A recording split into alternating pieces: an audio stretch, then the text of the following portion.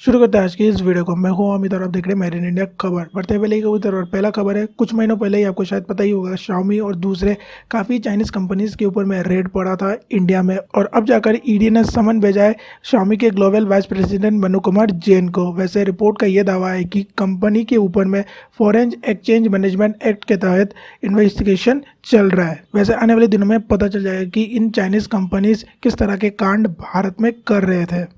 अगला खबर है, नेशनल मोनेटाइजेशन पाइपलाइन के तहत गवर्नमेंट ऑफ इंडिया ने 2021-22 के फाइनेंशियल ईयर में 96,000 करोड़ रुपीस का एसेट को मोनेटाइज किया। वैसे 2021-22 के फाइनेंशियल ईयर के लिए 88,000 करोड़ का टारगेट रखा गया था, लेकिन अब तक का जो डाटा निकल कर सामने आया इससे तो हमें यही पता चलता है कि गवर्नमेंट ऑफ इंडिया ने 96,000 करोड़ का एसेट्स को मोनेटाइज कर दिया है 2021-22 में। वैसे पूरा डाटा अभी तक निकल कर नहीं आया है। रिपोर्ट का ये दावा है कि ये 1 लाख करोड़ रुपीस टच कर लेगा। और अगर मैं 96,000 करोड़ को ब्रेक डाउन करता हूँ तो 23,000 crore rupees road and highway sector को मोनेटाइज करके गवर्नमेंट ऑफ इंडिया ने कमाया है। फिर जाकर पावर सेक्टर से 9,500 करोड़ रुपीस कमाया। फिर जाकर कोयल माइनिंग से 40,000 करोड़ रुपीस, मिनरल माइनिंग से 18,700 करोड़ रुपीस कमाया गवर्नमेंट ऑफ इंडिया ने। इन सेक्टर्स को मोनेटाइज गवर्नमेंट ऑफ इंडिया ने अब तक कर दिया है। और इस नेशनल मोनेटाइजेशन पाइपलाइन में की इन्वेस्टर्स से Canadian pension plan investment board, ओरेंटो teachers pension plan, capital group, यूटिली को इमर्जिंग मार्केट ट्रस्ट, ये कुछ की इन्वेस्टर्स के नाम है। वैसे नेशनल मोनेटाइजेशन पाइपलाइन को लॉन्च किया गया था पिछले साल अगस्त में ही, और गवर्नमेंट ऑफ इंडिया का टारगेट है 6 लाख करोड़ रुपीस के एसेट्स को मोनेटाइज कर दिया जाए 4 सालों के अंदर में। वैसे क्या आप प्राइवेटाइजेशन के साथ हो या फिर खिलाफ हो, कमेंट करके मुझे ज़रूर बताना।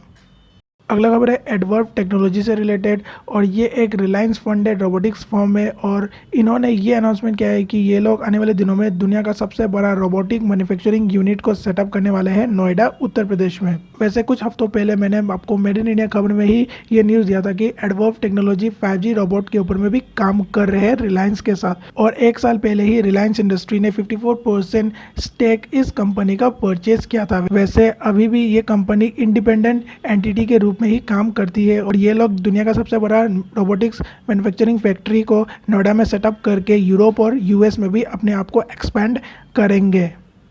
अगला खबर है, आसाम के लीलाबाड़ी में नॉर्थ ईस्ट के लिए पहला फ्लाइंग ट्रेनिंग ऑर्गेनाइजेशन को सेटअप किया है। ये आप अपने स्क्रीन में देख सकते हो। और इस फ्लाइंग ट्रेनिंग ऑर्गेनाइजेशन में पायलट्स को ट्रेन किया जाएगा, उनको एयरक्राफ्ट चलाना सिखाया जाएगा। वैसे इस फ्लाइंग ट्रेनिंग ऑर्गेनाइजेशन में आपको ऑनलाइन और ऑफलाइन क्लासेस भी दिए जाएंगे, practical flying training, drone flying trainings आपको दिए जाएंगे। और यहाँ पे अगर आपको एडमिशन लेना है तो आपको 18 साल प्लस और क्लास 12 पास होना होगा इंग्लिश, फिजिक्स और मैथ्स में।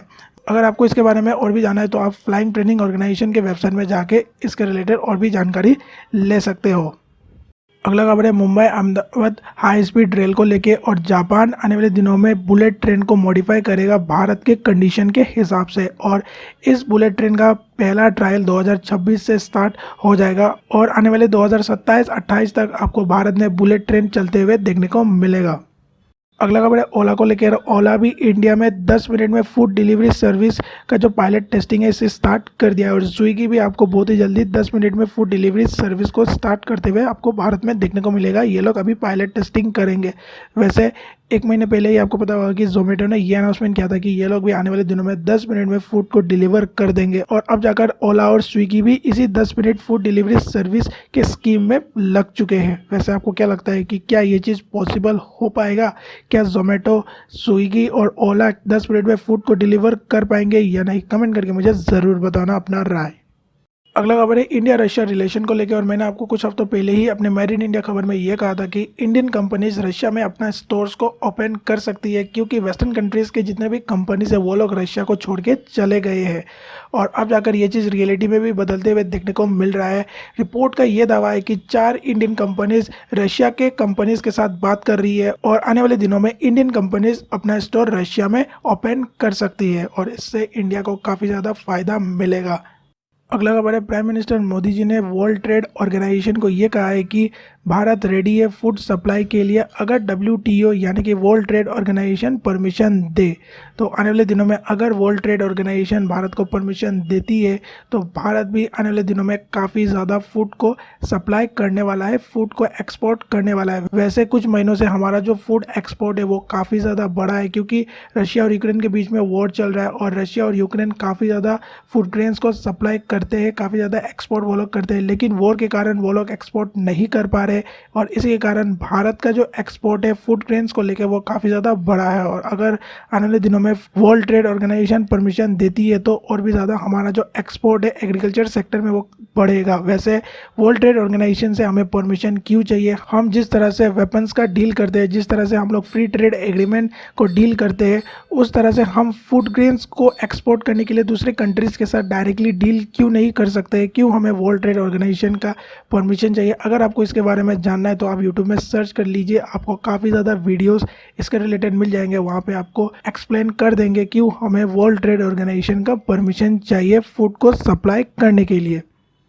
बस आज की इस वीडियो में इतना ही। वीडियो को अच्छा लगा कमेंट करके मुझे ज़रूर बताना, चैनल को सब्सक्राइब ज़रूर करना और मैं टेक्नोलॉजी रिलेटेड वीडियोस भी अपलोड करता हूँ इस चैनल में। अगर आपको उन वीडियोस को भी देखना है तो आप ज्ञान एक्स्ट्रा प्लेलिस्ट को क्लिक करके उन वीडियोस को भी देख सकते हो। मिलते हैं किसी और एक वीडियो में।